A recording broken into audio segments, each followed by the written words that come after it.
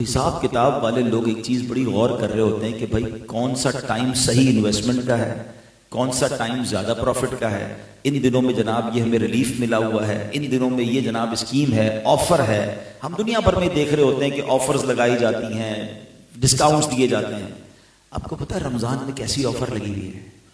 اگر یہ سمجھ آ جائے نا، اللہ اکبر، یہ سیزن ہے اس وقت، مگر یہ سیزن نیکیاں کمانے کا ہے، یہ سیزن اللہ کو راضی کرنے کا ہے۔ میں اور آپ 11 مہینے عبادت کر کے وہ نیکیاں نہیں کما سکتے جو ہم ایک رمضان میں کر سکتے ہیں، اور یہی نبی پاک نے انڈرسٹینڈ کروانے کی کوشش کی۔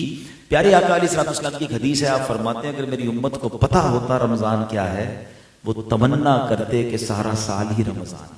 ایک جگہ میرے آقا علیہ الصلوۃ والسلام فرماتے جس کا مضمون ہے کہ 11 مہینے تمہارے ہیں، اللہ نے ایک مہینہ اپنے لیے خاص کر لیا ہے، 11 مہینے تم کھاؤ پیو لذت اٹھاؤ، مگر رمضان اللہ کا مہینہ ہے، رمضان کے معاملے میں اللہ سے ڈرو۔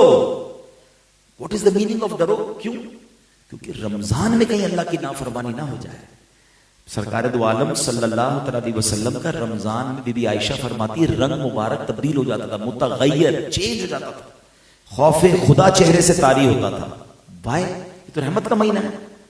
بتایا کہ اس لیے کہ نبی پاک کو یہ خوف لاحق ہوتا تھا کہ اس مہینے میں جو حق بندگی ہے کہیں اس کو ادا کرنے میں کوئی کوتاہی نہ ہو جائے۔